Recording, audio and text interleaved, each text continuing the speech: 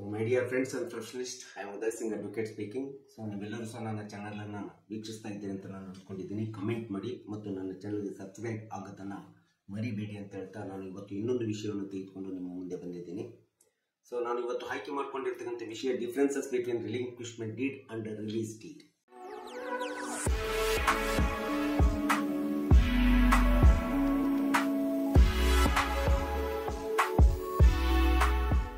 Relinquishment deed ಮತ್ತು release deed ಇವೆರಡು ಒಂದೇ ಅಂತೇಳಿ ನಾವು ಅಂದ್ಕೊಳ್ತೀವಿ. ಹಕ್ಕು ಬಿಡುಗಡೆ ಪತ್ರ ಅಂತೇಳಿ ನಾವು ಹೇಳ್ತೀವಿ. ಯಾವುದೇ ಒಂದು ಆಸ್ತಿಯ ಟ್ರಾನ್ಸಾಕ್ಷನ್ ಮಾಡುವಂತ ಸಂದರ್ಭದಲ್ಲಿ ಅದು ಕುಟುಂಬದ ಒಳಗಡೆ ಇರಬಹುದು ಅಥವಾ ಕುಟುಂಬದ ಹೊರಗಡೆ ಇರಬಹುದು. ಈ ರಿಲಿಂಕ್ವಿಶ್ಮೆಂಟ್ ಡೀಡ್ ಅಥವಾ ರಿಲೀಸ್ ಡೀಡ್ ಅತಿ ಪ್ರಮುಖವಾದಂತಹ ಪಾತ್ರ ನಿರ್ವಹಣೆಯನ್ನ ಮಾಡ್ತದೆ. ಈ ಎರಡು ಪದಗಳ ಅರ್ಥ ಒಂದೇ ಕೊಡ್ತದೆ. ಹಕ್ಕು ಬಿಡುಗಡೆ ಅಂತೇಳಿ ಅಥವಾ ಹಕ್ಕು ಬಿಡುಗಡೆ ಪತ್ರ ಅಂತೇಳಿ ಹೇಳ್ತದೆ. ಆದರೆ ಈ ಎರಡು ಪದಗಳಲ್ಲಿ ರಿಲಿಂಕ್ವಿಶ್ಮೆಂಟ್ ಡೀಡ್ ಮತ್ತು ರಿಲೀಸ್ ಡೀಡ್ ನಲ್ಲಿ ಒಂದು ಆಳವಾದಂತ ವ್ಯತ್ಯಾಸವಿದೆ, ಡಿಫರೆನ್ಸಸ್ ಇದೆ, ಡಿಸ್ಟಿಂಕ್ಷನ್ ಇದೆ. ಈ ಎರಡು ಪದಗಳ ಈ ಎರಡು ಡೀಡ್ಗಳಲ್ಲಿ ಹೆಸರು ಒಂದೇ ಆಗಿದ್ರು ಸಹ ಅವುಗಳ ಟ್ರಾನ್ಸಾಕ್ಷನ್ ಬಿಸ್ನೆಸ್ ಟ್ರಾನ್ಸಾಕ್ಷನ್ ಒಳಗಡೆ ಅವುಗಳ ಸ್ವಭಾವ ಬದಲಾವಣೆ ಇರ್ತಕ್ಕಂಥದ್ದನ್ನ ನಾವಿಲ್ಲಿ ನೋಡಬೇಕಾಗುತ್ತೆ. ಸಹಜವಾಗಿ ರಿಲಿಂಕ್ವಿಶ್ಮೆಂಟ್ ಡೀಡ್ ಅಂದ ತಕ್ಷಣ ಒಂದು ಕುಟುಂಬದೊಳಗಡೆ ತಮ್ಮದೇ ಆದಂತ ಅಣ್ಣ ತಮ್ಮಂದಿರು ಅಕ್ಕ ತಂಗಿದವರಲ್ಲಿ ಆಸ್ತಿ ಹಂಚಿಕೆ ಆಗುವಂತ ಸಂದರ್ಭದಲ್ಲಿ ಅಥವಾ ಇನ್ಯಾವುದೇ ಸಂದರ್ಭದಲ್ಲಿ ಅವರ ಆಸ್ತಿ ಹಕ್ಕನ್ನ ಅಥವಾ ಪಾಲುಗಾರಿಕೆ ಹಕ್ಕನ್ನ ಇನ್ನೊಬ್ಬರಿಗೆ ಕಾನೂನುಬದ್ಧವಾಗಿ ಕಾಯ್ದೆಬದ್ಧವಾಗಿ ಅಥವಾ ಅಗ್ರಿಮೆಂಟ್ ಮೂಲಕ ಸೇಲ್ ಡೀಡ್ ಮೂಲಕ ಬಿಟ್ಕೊಡತಕ್ಕಂಥದ್ದನ್ನ ನಾವು ಸಹಜವಾಗಿ ರಿಲಿಂಕ್ವಿಶ್ಮೆಂಟ್ ಡೀಡ್ ಅಂತ ಹೇಳ್ತೀವಿ. ಆದರೆ ರಿಲೀಸ್ ಡೀಡ್ ಆಗೋದಿಲ್ಲ. ರಿಲೀಸ್ ಡೀಡ್ ರಿಲಿಂಕ್ವಿಶ್ಮೆಂಟ್ ಡೀಡ್ ನಿಂದ ವ್ಯತ್ಯಾಸ ಇರ್ತದೆ. ರಿಲೀಸ್ ಡೀಡ್ ಕುಟುಂಬದ ಒಳಗಡೆನೂ ಸಹ ಮಾಡಬಹುದು ಅಥವಾ ಕುಟುಂಬದ ಸದಸ್ಯರಿಗೆ ಹೊರಪಡಿಸು ಸಹ ಮಾಡಬಹುದು. ಇಲ್ಲಿ ಆಸ್ತಿ ಹಕ್ಕನ್ನ ತಾತ್ಕಾಲಿಕವಾಗಿ ಯಾವುದೇ ರೀತಿಯಾದಂತಹ ಹಣಕಾಸಿನ ಸಂಸ್ಥೆಗೆ ಅಥವಾ ಬ್ಯಾಂಕ್ಗಳಿಗೆ ಅಥವಾ LICಗಳಿಗೆ ಸೇಲ್ ಡೀಡ್ 1 ವರ್ಷ 2 ವರ್ಷ 3 ವರ್ಷದೊಳಗಡೆ ಮಾರ್ಟ್ಗೇಜ್ ಮಾಡಬಹುದು. ತಮ್ಮ ಹಕ್ಕನ್ನ ಬಿಟ್ಕೊಡಬಹುದು. ಸಾಲಕ್ಕಾಗಿ, ಹಣಕ್ಕಾಗಿ ಅಥವಾ ಇನ್ಯಾವುದೇ ಒಂದು ಪ್ರಾಪರ್ಟಿಯನ್ನ ಪಡ್ಕೊಳ್ಳಿಕ್ಕೆ, ಎಕ್ಸ್ಚೇಂಜ್ ದ ಪ್ರಾಪರ್ಟಿ ಆಸ್ತಿಯನ್ನ ವಿನಿಮಯ ಮಾಡ್ಕೊಳ್ಳಿಕ್ಕೆ ತಾತ್ಕಾಲಿಕವಾಗಿ ರಿಲೀಸ್ ಡೀಡ್ ಅನ್ನು ಮಾಡಿಕೊಡ್ತಕ್ಕಂಥದ್ದು ಕಾನೂನುಬದ್ಧವಾಗಿ ಕಾನೂನು ಬದ್ಧತೆಯಿಂದ ಮಾಡಿಕೊಡ್ತಕ್ಕಂಥ ದಾಖಲೆಗಳ ಮೂಲಕ ಮಾಡಿಕೊಡ್ತಕ್ಕಂಥದ್ದು ಸಹ ನಾವು ಸಹಜವಾಗಿ ರಿಲೀಸ್ ಡೀಡ್ ಅಂತ. ಸೊ ರಿಲಿಂಕ್ವಿಶ್ಮೆಂಟ್ ಡೀಡ್ ಕೌಟುಂಬಿಕ ಆಸ್ತಿಯ ಸೆಟಲ್ಮೆಂಟ್ಸ್ ಗಳಿಗೆ ತುಂಬಾ ಅನುಕೂಲಿಯಾಗ್ತದೆ. ಅಥವಾ ಕುಟುಂಬದೊಳಗಡೆ ತಮ್ಮ ಒಳಗಡೆ ಆಗಿರ್ತಕ್ಕಂಥ ಆಸ್ತಿಯನ್ನು ವಿಭಾಗ ಮಾಡ್ಕೊಳ್ಳಿಕ್ಕೆ ಅಥವಾ ಹಂಚಿಕೊಳ್ಳಿಕ್ಕೆ ತುಂಬಾ ಪರಿಹಾರಯುತವಾದಂತ ಡೀಡ್ ಅಂದ್ರೆ ರಿಲಿಂಕ್ವಿಶ್ಮೆಂಟ್ ಡೀಡ್ ಅಂತ ಹೇಳ್ತೀವಿ. ಅದು ಫ್ಯಾಮಿಲಿ ಸೆಟಲ್ಮೆಂಟ್ ಗೆ ಹೆಲ್ಪ್ ಆಗುತ್ತೆ. ಆದ್ರೆ ರಿಲೀಸ್ ಡೀಡ್ ಫ್ಯಾಮಿಲಿ ಸೆಟಲ್ಮೆಂಟ್ ಗೆ ಹೆಲ್ಪ್ ಆಗೋದ್ರ ಜೊತೆಗೆ ಇತರ ಬಾಹ್ಯವಾಗಿರ್ತಕ್ಕಂಥ ವ್ಯಕ್ತಿಗಳಿಗೂ ಸಹ ಸಹಾಯ ಆಗ್ತದೆ. ಯಾಕಂದ್ರೆ ರಿಲೀಸ್ ಡೀಡ್ ಮೂಲಕ ಒಬ್ಬ ವ್ಯಕ್ತಿ ತನ್ನದೇ ಆದಂತ ಆಸ್ತಿಯ ಟ್ರಾನ್ಸಾಕ್ಷನ್ಸ್ ಅನ್ನ ಹಕ್ಕನ್ನ ಬೇರೆಯವರಿಗೆ ಬಿಟ್ಕೊಡಬಹುದು. ಮತ್ತು ತನ್ನದೇ ಆದಂತ ಲಾಭ ನಷ್ಟಗಳಿಗೆ ಒಂದು ಪರಿಹಾರವನ್ನು ಕಂಡುಕೊಳ್ಳಿಕ್ಕೆ ಈ ರಿಲೀಸ್ ಡೀಡ್ ಮಾಡ್ಕೊಡ್ತಕ್ಕಂಥದ್ದನ್ನ ನಾವು ಟ್ರಾನ್ಸಾಕ್ಷನ್ ಅಲ್ಲಿ, ಬಿಸ್ನೆಸ್ ಟ್ರಾನ್ಸಾಕ್ಷನ್ ಅಲ್ಲಿ ಅಥವಾ ಪ್ರಾಪರ್ಟಿ ಟ್ರಾನ್ಸಾಕ್ಷನ್ ಅಲ್ಲಿ ನಾವು ನೋಡ್ತಾ ಇದ್ದೀವಿ. ಸೊ ಈ ರೀತಿಯಾದಂತ ವ್ಯತ್ಯಾಸವನ್ನ ನಾವು ನೋಡ್ತೀವಿ. ರಿಲಿಂಕ್ವಿಶ್ಮೆಂಟ್ ಡೀಡ್ ಕುಟುಂಬದ ಸದಸ್ಯರೊಳಗಡೆ ಒಮ್ಮೆ ನಾವು ನಮ್ಮದೇ ಆದಂತ ಆಸ್ತಿಯ ಹಕ್ಕನ್ನ ಬಿಡುಗಡೆ ಮಾಡಿಕೊಟ್ಟಾಗ ಪುನಃ ವಾಪಸ್ ಪಡೆಯಲಿಕ್ಕೆ ಸಾಧ್ಯನೇ ಇಲ್ಲ.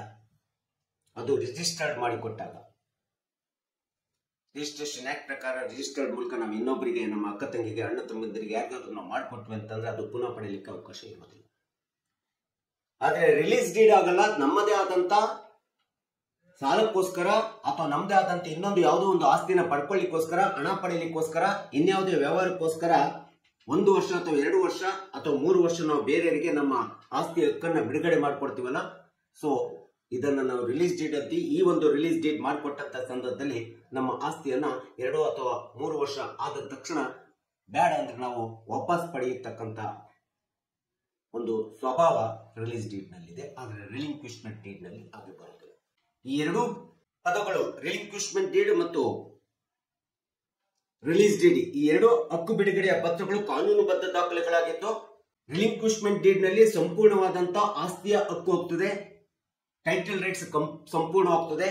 ಆದ್ರೆ ರಿಲೀಸ್ ಡೀಡ್ ನಲ್ಲಿ ಟೈಟಲ್ ರೈಟ್ಸ್ ತಾತ್ಕಾಲಿಕವಾಗಿರ್ತದೆ ಮತ್ತು ಆ ಟೈಟಲ್ ರೈಟ್ಸ್ ಅನ್ನ ಪುನಃ ಪಡೆದುಕೊಳ್ಳಿಕ್ಕೆ ಒಂದು ಅವಕಾಶ ರಿಲೀಸ್ ಡೀಡ್ ನಲ್ಲಿ ಇದೆ. ಆದ್ರೆ ರಿಲಿಂಕ್ವಿಶ್ಮೆಂಟ್ ಡೀಡ್ ನಲ್ಲಿ ಇಲ್ಲ. ಒಮ್ಮೆ ನಿಮ್ಮ ಹೆಸರಿನಲ್ಲಿ ಇದ್ದಂತ ಆಸ್ತಿನ ಬೇರೆಯವರಿಗೆ ಬರ್ಕೊಟ್ರೆ ರಿಲಿಂಕ್ವಿಶ್ಮೆಂಟ್ ಡೀಡ್ ನಲ್ಲಿ ಮತ್ತೆ ನಿಮ್ಮ ಹೆಸರು ಅಲ್ಲಿ ಬರೋದಿಲ್ಲ, ನಿಮ್ಮ ಹೆಸರಿನ ಟೈಟಲ್ ಅಲ್ಲಿ ಇರೋದ್ರಲ್ಲಿ ಸಂಪೂರ್ಣ ಹೋಗ್ಬಿಡ್ತದೆ. ಆದ್ರೆ ರಿಲೀಸ್ ಡೀಡ್ ನಲ್ಲಿ ನಿಮ್ಮ ಟೈಟಲ್ ರೈಟ್ಸ್ ಏನಿದೆಯಲ್ಲ, ರೈಟ್ಸ್ ಆಫ್ ಟೈಟಲ್ ಅಂತ ಹೇಳಿ ಟೈಟಲ್ ರೈಟ್ಸ್ ಏನಿದೆಯಲ್ಲ ಅದು ತಾತ್ಕಾಲಿಕವಾಗಿ ಇರುತ್ತದೆ. ಅದನ್ನ ಪುನಃ ಮತ್ತೆ ಪಡ್ಕೊಳ್ಳಿಕ್ಕೆ ಅವಕಾಶ ರಿಲೀಸ್ ಡೀಡ್ ನಲ್ಲಿ ಇದೆ. ಬಟ್ ನಾವು ನೆನ್ಪಿಟ್ಕೋಬೇಕು, ರಿಲಿಂಕ್ವಿಶ್ಮೆಂಟ್ ಡೀಡ್ ಆಗಲಿ ರಿಲೀಸ್ ಡೀಡ್ ಆಗಲಿ ಎರಡೂ ಡೀಡ್ಗಳು ಸಹ ಸ್ಟ್ಯಾಂಪ್ ಡ್ಯೂಟಿಗೆ ಒಳಪಡ್ತವೆ. ಯಾರು ಮತ್ತು ಆದಾಯ ತೆರಿಗೆಗೆ ಒಳಪಡ್ತದೆ, ಪ್ರಾಪರ್ಟಿ ಮೌಲ್ಯದ ಆದಾಯ ತೆರಿಗೆಗೂ ಸಹ ಒಳಪಡ್ತದೆ. ಯಾರು ಎಕ್ಸಿಕ್ಯೂಟ್ ಮಾಡ್ತಾರೆ ರಿಲೀಸ್ ಡೀಡ್ ಅನ್ನ ಅಥವಾ ರಿಲಿಂಕ್ವಿಶ್ಮೆಂಟ್ ಡೀಡ್ ಅನ್ನ ಎಕ್ಸಿಕ್ಯೂಟ್ ಮಾಡ್ತಾರೆ, ಎಕ್ಸಿಕ್ಯೂಟ್ ಮಾಡ್ತಕ್ಕಂಥ ವ್ಯಕ್ತಿ ಕಡ್ಡಾಯವಾಗಿ ಸ್ಟ್ಯಾಂಪ್ ಡ್ಯೂಟಿಯನ್ನು ತುಂಬಬೇಕು ಮತ್ತು ಆ ಪ್ರಾಪರ್ಟಿ ಮೌಲ್ಯದ ಆದಾಯ ತೆರಿಗೆಯನ್ನು ಸಹ ತುಂಬಬೇಕು ಮತ್ತು ಆದಾಯವನ್ನು ಸಹ ತೋರಿಸಬೇಕು, ಆದಾಯ ತೆರಿಗೆಯನ್ನು ಸಹ ತುಂಬಬೇಕು. ಈ ರೀತಿಯಾದಂತಹ ಒಂದು ಸ್ಟ್ಯಾಂಪ್ ಡ್ಯೂಟಿ ತುಂಬದೆ, ಆದಾಯ ತೆರಿಗೆಯನ್ನು ತುಂಬದೆ ಒಂದು ವೇಳೆ ನೀವು ರಿಲಿಂಕ್ವಿಶ್ಮೆಂಟ್ ಡೀಡ್ ಆಗಲಿ ಅಥವಾ ರಿಲೀಸ್ ಡೀಡ್ ಅನ್ನು ಮಾಡಿಕೊಟ್ಟಿದ್ರೆ ಅದು ಕಾನೂನು ಬಾಹಿರವಾಗ್ತದೆ, ಅಸಿಂಧು ಆಗುತ್ತಕ್ಕಂಥದ್ದನ್ನು ನಾವು ನೋಡ್ತಾ ಇದ್ದೀವಿ. ಅಷ್ಟೇ ಅಲ್ಲದೆ ಈ ಎರಡು ಡೀಡ್ಗಳು ರಿಲಿಂಕ್ವಿಶ್ಮೆಂಟ್ ಡೀಡ್ ಮತ್ತು ರಿಲೀಸ್ ಡೀಡ್ ಕಾಯ್ದೆಬದ್ಧ ಕಾನೂನುಬದ್ಧ ದಾಖಲಾತಿಗಳಾಗಬೇಕಾದರೆ ರಿಜಿಸ್ಟ್ರೇಷನ್ ಆಕ್ಟ್ 1908 ಸೆಕ್ಷನ್ 17 ಪ್ರಕಾರ ಕಡ್ಡಾಯವಾಗಿ ತಾಲೂಕು ಸಬ್ ರಿಜಿಸ್ಟರ್ ಆಫೀಸ್ ನಲ್ಲಾಗಲಿ ಅಥವಾ ಜಿಲ್ಲಾ ಸಬ್ ರಿಜಿಸ್ಟರ್ ಆಫೀಸ್ ನಲ್ಲಾಗಲಿ ನೋಂದಣಿ ಆಗಬೇಕು. ಒಂದು ವೇಳೆ ನೋಂದಣಿ ಮಾಡಿಸದೆ ಏನಾದ್ರೂ ಇದು ಮಾಡಿಕೊಟ್ರೆ ಅಂತ ಒಂದು ಡೀಡ್ ಕಾನೂನುಬದ್ಧವಾಗೋದಿಲ್ಲ, ಅದು ಕಾನೂನು ವಿರೋಧವಾಗ್ತದೆ, ಅಸಿಂಧು ಆಗ್ತದೆ, ಇನ್ವ್ಯಾಲಿಡ್ ಡೀಡ್ ಆಗ್ತವೆ ಎಂಬತಕ್ಕಂಥದ್ದನ್ನ ನಾವೆಲ್ಲರೂ ಸಹ ನೆನ್ಪಿಟ್ಕೋಬೇಕಾಗುತ್ತೆ.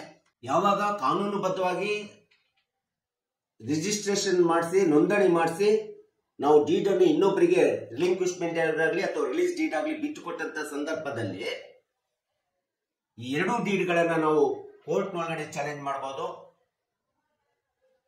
ರಿಲಿಂಕ್ವಿಶ್ಮೆಂಟ್ ಡೀಡ್ ಅನ್ನ ಕಡ್ಡಾಯವಾಗಿ ಕೋರ್ಟ್ ನಲ್ಲಿ ಚಾಲೆಂಜ್ ಮಾಡಬಹುದು, ಆದ್ರೆ ರಿಲೀಸ್ ಡೀಡ್ ಅನ್ನ ಕೋರ್ಟ್ ನಲ್ಲಿ ಚಾಲೆಂಜ್ ಮಾಡಬಹುದು, ಮಾಡದೆ ಇರಬಹುದು. ಈ ರೀತಿಯಾಗಿ ಯಾಕಂದ್ರೆ ಅದು ತಾತ್ಕಾಲಿಕವಾಗಿ ಒಂದು ಮಾಡಿಕೊಟ್ಟಂತ ಒಂದು ರಿಲೀಸ್ ಡೀಡ್ ಆಗುತ್ತೆ. ಸೊ ರಿಲಿಂಕ್ವಿಶ್ಮೆಂಟ್ ಡೀಡ್ ಆಗಲಿ ಮತ್ತು ರಿಲೀಸ್ ಡೀಡ್ ಈ ಎರಡೂ ಡೀಡ್ಗಳಲ್ಲಿ ಸಹ ರಿಲಿಂಕ್ವಿಶ್ಮೆಂಟ್ ಡೀಡ್ ನಲ್ಲಿ ಸಾಕ್ಷಿಗಳು ಕಡ್ಡಾಯ ಎಂಬತಕ್ಕಂಥದ್ದು ಇರೋದಿಲ್ಲ. ಆದ್ರೆ ರಿಲೀಸ್ ಡೀಡ್ ಒಳಗಡೆ ಸಬ್ ರಿಜಿಸ್ಟರ್ ಆಫೀಸ್ ಒಳಗಡೆ ಏನಾದ್ರೂ ನೀವು ರಿಲೀಸ್ ಡೀಡ್ ಮಾಡ್ಕೊಡ್ತೀವಿ ಅಂತ ಸಾಕ್ಷಿಗಳು ಕಡ್ಡಾಯವಾಗಿರ್ಬೇಕಾಗುತ್ತೆ. ಯಾಕಂದ್ರೆ ಅಲ್ಲಿ ಸಾಕ್ಷಿಗಳ ಅವಶ್ಯಕತೆ ಇರ್ತದೆ, ಅದು ಆರ್ಥಿಕ ಟ್ರಾನ್ಸಾಕ್ಷನ್ ಆಗಿರ್ತದೆ, ಹಣದ ವ್ಯವಹಾರದ ಟ್ರಾನ್ಸಾಕ್ಷನ್ ಆಗಿರ್ತದೆ. ಈ ಎರಡೂ ಡೀಡ್ಗಳಿಗೆ ತಮ್ಮದೇ ಆದಂತ ಡೀಡಿನ ಲಿಖಿತ ದಾಖಲಾತಿಗಳು, bank card, Aadhaar card, income tax ಎಲ್ಲದ ದಾಖಲೆಗಳನ್ನ ಹಚ್ಚಬೇಕಾಗುತ್ತೆ. ರಿಲೀಸ್ ಡೀಡು ಒಬ್ಬ ವ್ಯಕ್ತಿ ಇನ್ನೊಬ್ಬ ವ್ಯಕ್ತಿಯ ಜೊತೆಗೆ ತನ್ನದೇ ಆದಂತ ಆರ್ಥಿಕ ವ್ಯವಹಾರಗಳಿಗೋಸ್ಕರ, ಆಸ್ತಿಯ ಟ್ರಾನ್ಸಾಕ್ಷನ್ಗೋಸ್ಕರ ಮಾಡಿಕೊಂಡಿರುವಂತ ಒಂದು ಒಪ್ಪಂದ ಆಗಿರ್ತದೆ, ಅಗ್ರಿಮೆಂಟ್ ಅಥವಾ ಕಾಂಟ್ರಾಕ್ಟ್ ಆಗಿರ್ತದೆ. ಆದ್ರೆ ರಿಲಿಂಕ್ವಿಶ್ಮೆಂಟ್ ಡೀಡು ಕುಟುಂಬದ ಸದಸ್ಯರೊಳಗಡೆ, ಕೌಟುಂಬಿಕ ಸದಸ್ಯರೊಳಗಡೆ ಮಾಲೀಕತ್ವನ ಕುಟುಂಬದ ಸಾವು ಅಣ್ಣ ತಮ್ಮ ತಂಗಿ ಅವರ ಒಂದು ಆಸ್ತಿ ಹಕ್ಕನ್ನು ಕೋ ಶೇರರ್ ಅಂತ ಹೇಳ್ತೀವಿ, ಕೋ ಓನರ್ ಅಂತ ಹೇಳ್ತೀವಿ. ಸೊ ಈ ರೀತಿಯಾದಂತ ನಮ್ಮದೇ ಆದಂತ ಸಹಭಾಗಿತ್ವ ಅಥವಾ ಕೋ ಓನರ್ ಕೋ ಶೇರರ್ ಜೊತೆಗೆ ಒಂದು ಅಗ್ರಿಮೆಂಟ್ ಅನ್ನ ಒಡಂಬಡಿಕೆಯಿಂದ ಕೂಡಿರ್ತಕ್ಕಂಥ ಡೀಡು ರಿಲಿಂಕ್ವಿಶ್ಮೆಂಟ್ ಡೀಡ್ ಆಗಿರ್ತದೆ. ರಿಲೀಸ್ ಡೀಡ್ ನೊಳಗಡೆ ಯಾವಾಗಲೂ ಸಹ ಕಾಂಟ್ರಾಕ್ಟ್ ಆಫ್ ಕನ್ಸಿಡರೇಷನ್ ಇರ್ತದೆ. ಈ ಒಂದು ಕಾಂಟ್ರಾಕ್ಟ್ ಆಫ್ ಕನ್ಸಿಡರೇಷನ್ ಅಂತಂದ್ರೆ ಇಷ್ಟು ವರ್ಷ, 1 ವರ್ಷ, 2 ವರ್ಷ, 3 ವರ್ಷದೊಳಗಡೆ ನನ್ನದೇ ಆದಂತ ಆಸ್ತಿ ಹಕ್ಕನ್ನ ಬಿಟ್ಟು ಕೊಟ್ಟಿರ್ತೀನಿ ಅಂತೇಳಿ ಒಂದು ಮಾರ್ಗೇಜ್ ಮಾಡೋದು, ಸೇಲ್ ಮಾಡ್ಕೊಡ್ತಕ್ಕಂಥದ್ದು, ಸೇಲ್ಡೀಡ್ ಮಾಡ್ಕೊಡ್ತಕ್ಕಂಥದ್ದು. ಈ ರೀತಿಯಾದಂತ ಹಣಕ್ಕೋಸ್ಕರ, ಸಾಲಕ್ಕೋಸ್ಕರ ಅಥವಾ ಇನ್ಯಾವುದೇ ಆಸ್ತಿಯನ್ನು ಪಡ್ಕೊಳ್ಳಿಕ್ಕೋಸ್ಕರ ರಿಲೀಸ್ ಡೀಡ್ ನಲ್ಲಿ ಕಾಂಟ್ರಾಕ್ಟ್ ಕನ್ಸಿಡರೇಷನ್ ತುಂಬಾ ಮಹತ್ವಪೂರ್ಣವಾಗಿರ್ತದೆ. ಇಂಥ ಒಂದು ಕಾಂಟ್ರಾಕ್ಟ್ ಕನ್ಸಿಡರೇಷನ್ ಮಾಡಿಬಿಟ್ಟು 1 ವರ್ಷ ಅಥವಾ 2 ವರ್ಷ ಬಿಟ್ಟು ಕೊಟ್ಟಂತ ಸಂದರ್ಭದಲ್ಲಿ ಸಹಜವಾಗಿ ಅದನ್ನು ವಾಪಸ್ ಪಡೆಯಲಿಕ್ಕೆ ರಿಲೀಸ್ ಡೀಡ್ ನಲ್ಲಿ ತುಂಬಾ ಅವಕಾಶ ಇದೆ.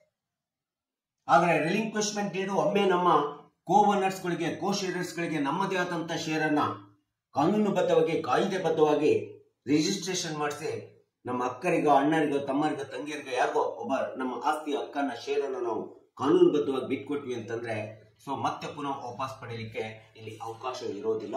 ಸೊ ಇದು ರಿಲಿಂಕ್ವಿಶ್ಮೆಂಟ್ ಡೀಡ್ ಅಂತೇಳಿ ನಾವು ವ್ಯತ್ಯಾಸವನ್ನು ನಾವು ನೋಡ್ತೇವೆ. ಸೊ ಯಾವುದೇ ಒಬ್ಬ ವ್ಯಕ್ತಿ ತನ್ನದೇ ಆದಂತ ಪ್ರಾಪರ್ಟಿ ಟ್ರಾನ್ಸಾಕ್ಷನ್, ಏನ್ಯಾವುದೇ ಟ್ರಾನ್ಸಾಕ್ಷನ್ ಒಳಗಡೆ ರಿಲೀಸ್ ಡೀಡ್ ಅನ್ನು ಮಾಡಿಕೊಟ್ಟಾಗ ಅದು ರಿಲೀಸ್ ಡೀಡ್ ತನ್ನದೇ ಆದಂತ ಆಸ್ತಿಯ ಭದ್ರತೆ, ತನ್ನ ಆಸ್ತಿಯ ಭದ್ರತೆಗೋಸ್ಕರ ಒಂದು ಕೊಟ್ಟಿರ್ತಕ್ಕಂಥ ಡೀಡ್ ಆಗುತ್ತದೆ. ಆದ್ರೆ ರಿಲಿಂಕ್ವಿಶ್ಮೆಂಟ್ ಡೀಡು ಯಾವುದೇ ವಿಧವಾದಂತ ಭದ್ರತೆ ಇರೋದಿಲ್ಲ, ಯಾವುದೇ ವಿಧವಾದಂತ ಪ್ರಾಪರ್ಟಿಯ ಎಕ್ಸ್ಚೇಂಜ್, ವಿನಿಮಯ ಎಂಬತಕ್ಕಂಥ ಇರೋದಿಲ್ಲ. ಇಲ್ಲಿ ಹಣ ತೆಗೆದುಕೋಬಹುದು ಅಥವಾ ಹಣ ಕೊಟ್ಟಿರ್ಬೋದು ಅಥವಾ ಕೊಡದೇ ಇರಬಹುದು. ಈ ರೀತಿ ತಮ್ಮದೇ ಆದಂತ ಆಸ್ತಿ ಹಕ್ಕನ್ನ ಕುಟುಂಬದೊಳಗೆ ಬೇರೆಯವರಿಗೆ ಬಿಟ್ಟುಕೊಡ್ತಕ್ಕಂಥದ್ದು ರಿಲಿಂಕ್ವಿಶ್ಮೆಂಟ್ ಡೀಡ್ಗೂ ಮತ್ತು ರಿಲೀಸ್ ಡೀಡ್ಗೂ ವ್ಯತ್ಯಾಸ ಇದೆ.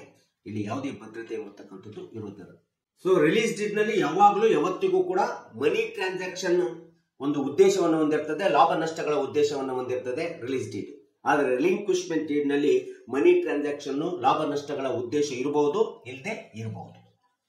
ಯಾಕಂದ್ರೆ ಇದು ಕುಟುಂಬದೊಳಗಡೆ ಏರ್ಪಟ್ಟಿರ್ತಕ್ಕಂಥ ಡೀಡ್ ಆಗಿರ್ತದೆ ರಿಲಿಂಕ್ವಿಶ್ಮೆಂಟ್ ಡೀಡ್. ಯಾವಾಗಲೇ ಆಗಲಿ ರಿಲೀಸ್ ಡೀಡ್ ಅನ್ನ ಒಬ್ಬ ವ್ಯಕ್ತಿ ಇನ್ನೊಬ್ಬ ವ್ಯಕ್ತಿಗೆ ತನ್ನದೇ ಆದಂತ ಆಸ್ತಿ ಹಕ್ಕನ್ನ ಅಗ್ರಿಮೆಂಟ್ ಮೂಲಕ, ಕಾಂಟ್ರಾಕ್ಟ್ ಮೂಲಕ, ಮಾರ್ಗೇಜ್ ಮೂಲಕ, ಸೇಲ್ ಮೂಲಕ ಬಿಟ್ಕೊಟ್ಟಂತ ಸಂದರ್ಭದಲ್ಲಿ ಅಲ್ಲಿ ರಿಲೀಸ್ ಡೀಡ್ ಒಳಗಡೆ ಅಕೌಂಟಬಿಲಿಟಿ ಕಂಪಲ್ಸರಿ ಮೇಂಟೈನ್ ಆಗಬೇಕಾಗುತ್ತೆ. ಲೆಕ್ಕಪತ್ರ ಕಡ್ಡಾಯವಾಗಿ ಮೇಂಟೈನ್ ಮಾಡ್ತಾರೆ. ಆದರೆ ರಿಲಿಂಕ್ವಿಶ್ಮೆಂಟ್ ಡೀಡ್ ನಲ್ಲಿ ಯಾವುದೇ ರೀತಿಯಾದಂತ ಅಕೌಂಟಬಿಲಿಟಿ ಇರೋದಿಲ್ಲ. ಬಟ್ ಕುಟುಂಬದ ಸದಸ್ಯರೊಳಗಡೆ ರಿಲೇಶನ್ಶಿಪ್ ಮೇಂಟೈನಬಿಲಿಟಿ ಇರ್ತಕ್ಕಂಥದ್ದಕ್ಕೋಸ್ಕರ ರಿಲಿಂಕ್ವಿಶ್ಮೆಂಟ್ ಡೀಡ್ ಅನ್ನು ಮಾಡ್ಕೊಳ್ತಾರೆ. ಸೊ ಇದು ವ್ಯತ್ಯಾಸವನ್ನು ನಾವು ನೋಡ್ತಿದ್ವಿ. ಅಲ್ಲಿ ಅಕೌಂಟಬಿಲಿಟಿ ಮೇಂಟೈನ್ ಆಗುತ್ತೆ, ಇಲ್ಲಿ ರಿಲೇಶನ್ಶಿಪ್ ಮೇಂಟೈನಬಿಲಿಟಿ ಆಗುತ್ತೆ. ಸೊ ಹೀಗೆ ಈ ಎರಡು ಡೀಡ್ಗಳು ನಮಗೆ ರಿಲಿಂಕ್ವಿಶ್ಮೆಂಟ್ ಡೀಡ್, ರಿಲೀಸ್ ಡೀಡ್ ಅಂದ್ರೆ ಅರ್ಥ ಮಾತ್ರ ಹಕ್ಕು ಬಿಡುಗಡೆ ಪತ್ರ ಅಂತೇಳಿ ನಾವು ಸ್ಪಷ್ಟವಾಗಿ ಅಂದ್ಕೊಳ್ತೀವಿ. ಎರಡು ಒಂದೇ, ಈ ಅರ್ಥ ಮಾತ್ರ ಒಂದೇ, ಇದು ಸಹಜವಾಗಿದೆ. ಆದರೆ ಈ ಎರಡೂ ಡೀಡ್ಗಳನ್ನ ನಾವು ಆಸ್ತಿ ಟ್ರಾನ್ಸಾಕ್ಷನ್, ಪ್ರಾಪರ್ಟಿಯ ಟ್ರಾನ್ಸಾಕ್ಷನ್ ವ್ಯವಹಾರದೊಳಗಡೆ ಹೋದಂತ ಸಂದರ್ಭದಲ್ಲಿ ಯಾವ ಡೀಡು ಎಲ್ಲಿ ಹೆಚ್ಚು ಪಾತ್ರ ನಿರ್ವಹಣೆ ಮಾಡ್ತದೆ, ಯಾವ ಡೀಡು ಇನ್ನ ಬೇರೆ ಎಲ್ಲಿ ಪಾತ್ರ ನಿರ್ವಹಣೆ ಮಾಡ್ತದೆ, ಹೆಚ್ಚು ಪಾತ್ರ ನಿರ್ವಹಣೆ ಮಾಡ್ತದೆ, ಈ ಎರಡೂ ಡೀಡ್ಗಳ ಯಾವ ಸಂದರ್ಭದಲ್ಲಿ ಪ್ರಾಯೋಗಿಕವಾಗಿ ನಾವು ಉಪಯೋಗಿಸ್ಕೋಬಹುದಾಗುತ್ತೆ ಎಂಬತಕ್ಕಂಥದ್ದನ್ನ, ಈ ಎರಡೂ ಡೀಡ್ಗಳಲ್ಲಿ ಇರ್ತಕ್ಕಂಥ ವ್ಯತ್ಯಾಸ ಏನು ಅಂತೇಳಿ ನಾನು ಈ ಒಂದು ಕಕ್ಷಿದಾರರು ಮತ್ತು ಯಾವುದೇ ಕುಟುಂಬದ ಸಾಮಾನ್ಯ ಸದಸ್ಯರುಗಳಿರ್ಬೋದು ಮತ್ತು ಸಾರ್ವಜನಿಕರಿರ್ಬೋದು ಮತ್ತು ನಮ್ಮಂತ ವಕೀಲರುಗಳಿಗೆ ಸಹ ಗೊತ್ತಾಗಬೇಕೆಂಬತಕ್ಕಂಥ ಹಿನ್ನೆಲೆ ಉದ್ದೇಶವನ್ನು ಇಟ್ಕೊಂಡು ನಾನು ಈ ರೀತಿಯಾದಂಥ ರಿಲಿಂಕ್ವಿಶ್ಮೆಂಟ್ ಡೀಡು ಮತ್ತು ರಿಲೀಸ್ ಡೀಡ್ಗೂ ಇರ್ತಕ್ಕಂಥ ವ್ಯತ್ಯಾಸ ಏನು ಅಂತೇಳಿ ನಾನು ಈ ವಿಡಿಯೋ ಮೂಲಕ ಹೇಳಿದ್ದೀನಿ. ಸೊ ದಯವಿಟ್ಟು ಸಹ ನನ್ನ ವಿಡಿಯೋ ಇಷ್ಟ ಆಗಿದ್ದರೆ ನನ್ನ ಚಾನಲನ್ನು ನೋಡಿ ಮತ್ತು ನನ್ನ ಚಾನಲ್ಗೆ ಕಮೆಂಟ್ ಮಾಡಿ ಮತ್ತು ನನ್ನ ಚಾನಲ್ಗೆ ಸಬ್ಸ್ಕ್ರೈಬ್ ಆಗೋದನ್ನು ಮರಿಬೇಡಿ ಅಂತ ಹೇಳ್ತಾ ಇವತ್ತಿನ ವಿಷಯಕ್ಕೆ ವಿರಾಮವನ್ನು ಹೇಳ್ತೀನಿ. ಸೊ ನಾನು ಇನ್ನೊಂದು ವಿಷಯವನ್ನು ತೆಗೆದುಕೊಂಡು ನಿಮ್ಮ ಮುಂದೆ ಬರ್ತೀನಿ. ಜೈ ಹಿಂದ್, ಜೈ ಕರ್ನಾಟಕ.